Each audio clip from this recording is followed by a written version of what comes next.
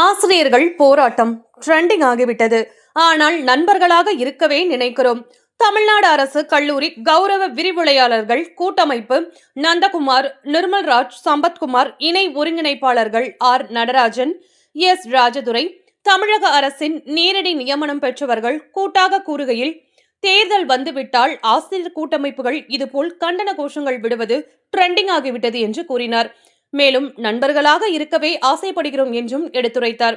திமுக அரசின் 13வது சட்டப்பேரவை 2006 தேர்தல் வாக்குறுதிகள் மற்றும் 15வது சட்டப்பேரவை 2016 தேர்தல் வாக்குறுதியில் அரசு கல்லூரிகளில் தற்காலிகமாக பணியாற்றும் கௌரவ விரிவுரையாளர்கள் நிரந்தரமாக்கப்படுவார்கள் என்பதற்கு இணங்க திராவிட மாடல் அரசால் 2023 இந்தியாவில் எந்த மாநிலத்திலும் இல்லாத அளவில் தமிழ்நாட்டில் உயர்கல்வித்துறையில் அரசு கல்லூரிகளில் காலியாக உள்ள பணியிடங்களுக்கும் PhD, JRF, NET, SET போன்ற கல்வி தகுதிகளை கொண்டும் மாநில இடஒதுக்கீட்டின்படி கடுமையான நெறிப்படுதலுக்கு உட்பட்டு சான்றிதழ் சரிபார்க்கப்பட்டு கல்லூரி கல்வித்துறை GO 269 மூலம் பணி நியமன ஆணை வழங்கப்பட்டு 11 மாதம் மட்டும் மாதம் ரூபாய் 25,000 சம்பளத்திற்கு பணிபுரிந்து வருகின்றோம்.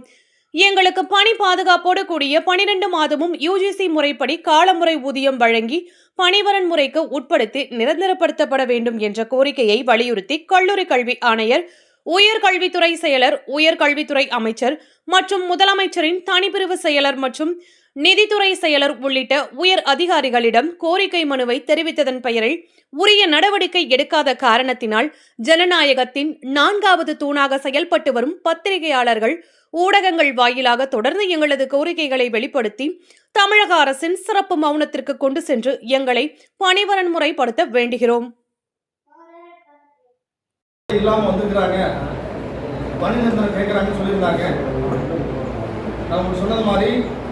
இந்தியாவில் எந்த ஸ்டேட்லையும் இல்லாத அளவுக்கு அவ்வளவு நெறிமுறைப்படுத்துவதற்கு உட்பட்டோடு PhD, JRF ஸ்டெட்டு எல்லா கல்வித்துறையுடைய மாநில அளவில் ரோஸ்டர் ஃபார்மெட்டில் இடஒதுக்கீடு அடிப்படையில் நாங்கள் தேர்ந்தெடுக்கப்பட்டு 11 மாதம் வந்து சம்பளம். ஃப்ரெண்டாக பார்க்காதீங்க, எங்களை ஒரு ஃப்ரெண்டாக பாருங்க. இது மட்டும் நீங்கள் இன்னைக்கு தமிழக அரசு பார்த்தீங்கன்னாக்கா நான்மொருவன் திட்டம், புதுமை பெண் திட்டம், உயர்வுக்கு வழி, சிகரம் தொடு அப்படிங்கிற மிக முக்கியமான திட்டங்கள் இன்னைக்கு அரசு மக்களுக்கு தெரிவிச்சிருக்கிறாங்க, மாணவர் தெரிவிச்சிருக்கிறாங்க. இந்த திட்டத்தை அரசு அறிவித்தாலும் கூட இந்த திட்டத்தை செயல்முறைப்படுத்துவதற்காக அரசு அதிகாரிகள் இருந்தாலும் கூட கல்லூரிகளில் இந்த திட்டம் முழுமையான வெற்றி அடைவதற்கு காரணம் இந்த கௌரவ விருதுவாக என்பதற்கான பெருமிதத்தோடு சொல்லிக்கொள்ள ஆசைப்படுகிறோம். ஏனென்று சொன்னால் 96% பார்த்தீங்கன்னா இந்த 4 திட்டம், புதுமை பெண் திட்டம், உயர்வுக்கு வழி, தமிழ் புதவன, சிகரம் தொடு, இந்த அத்தனை திட்டங்களையும் முழுமையாக மாணவர்களுக்கு சென்று சேரக்கூடிய மிக முக்கியமான பங்கு நாங்கள் வகிச்சிருக்கிறத திருப்பி ஒரு ஆணித்தரமாக சொல்ல கடமைப்பட்டிருக்கோம். உயர்வுக்கு வழின்னு ஒரு திட்டம் நாங்கள்லாம் உயர்ந்த படிப்பை படித்தவங்களுக்கு என்ன திட்டம்னு தெரியுங்க.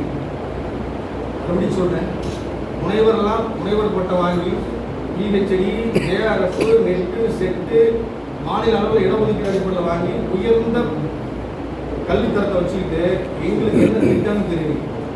சிகரம் தொடுன்னு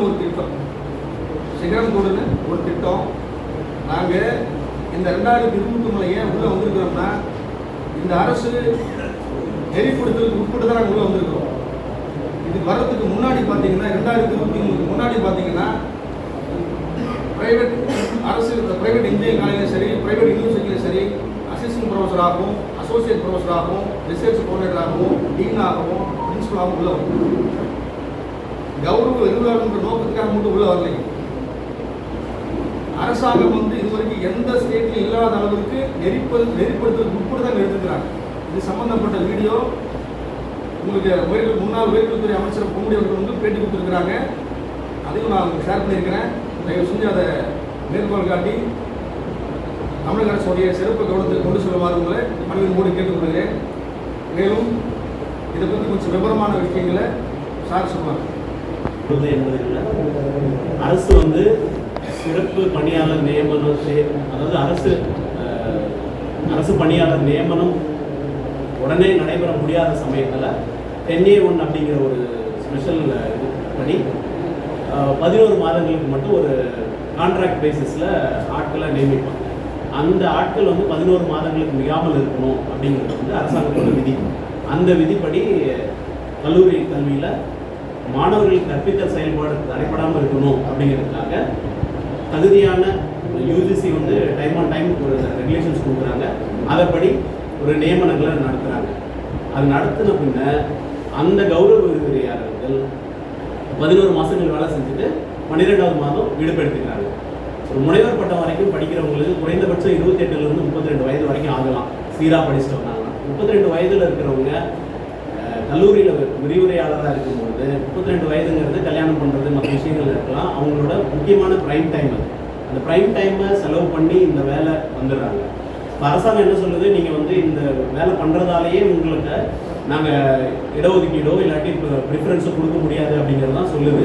அதுக்கு வந்து 2006 கர்நாடகாவில் நடந்த உமாதேவி கேஸ் அப்படிங்கிறது ரொம்ப முக்கியமான லேண்ட்மார்க் கேஸாக சுப்ரீம் கோர்ட் வரைக்கும் சொல்கிறாங்க.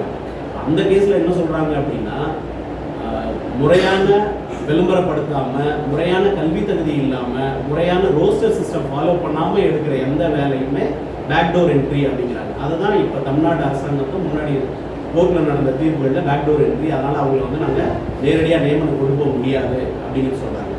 இந்த 269/2022 ஜிஓவில் முறையான விளம்பரப்படுத்தப்பட்டிருக்கு. மாநில அளவில் தகுதியான கல்வி தகுதி உடையவர்கள்கிட்ட விண்ணப்பங்கள் வரவேற்கப்பட்டிருக்கு. ஸ்க்ரூட்னி ப்ராசஸ் பண்ணியிருக்கிறாங்க. இடஒதுக்கீடு படி தரவரிசை பட்டியல் வெளியிட்டாங்க. எல்லாமே பப்ளிக் டொமைனில் இருக்குது. அந்த TNGASA அப்படிங்கிற வெப்சைட் மூலமாக தான் எல்லாமே நடந்தது. முறையான சான்றிதழ்கள் சரிபார்க்கப்பட்டு எல்லாமே நடந்தது. அப்போ உமாதேவி கேஸில் சொல்கிற அந்த பேக்டோர் அப்படிங்கிற விஷயம் வந்து இங்கே தடைப்பட்டு போகுது. ஒரே ஒரு அரசாங்கம் ஒரு கொள்கை முடிவு எடுத்ததுன்னா, இந்த அரசாங்கத்தின் மூலமாக அரசாங்கமே சான்றிதழ்களை சரிபார்த்து கொண்டு வந்த முதல்ல 2023 1895 பேர் கொண்டு வந்தாங்க. அதுக்கப்புறம் ஒரு 546 பேர் கொண்டு வந்தாங்க. அதுக்கு பின்ன இப்போ வந்து 881 பேர் கொண்டு வந்தாங்க. இப்போ ரீசெண்டாக ஒரு 426 பேரை கொண்டு வரதா சொல்லியிருக்காங்க. ஸோ கிட்டத்தட்ட ஒரு 3000 பேரை தகுதி அடிப்படையில் கொண்டு வர அரசாங்கம் ஒரு கொள்கை முடிவு எடுத்து அவங்களுக்கும் வாழ்வாதாரம் பாதிக்கப்படுது, இவங்களுமே வந்து சமூகத்தில் சிறப்பான அந்தஸ்தில் இருக்கணும் அப்படிங்கிற ஒரு மனநிலையில் கொண்டு வந்தாங்கன்னா எல்லாரோட வாழ்வாதாரமும் முன்னுக்கு வரும் அப்படிங்கிறது.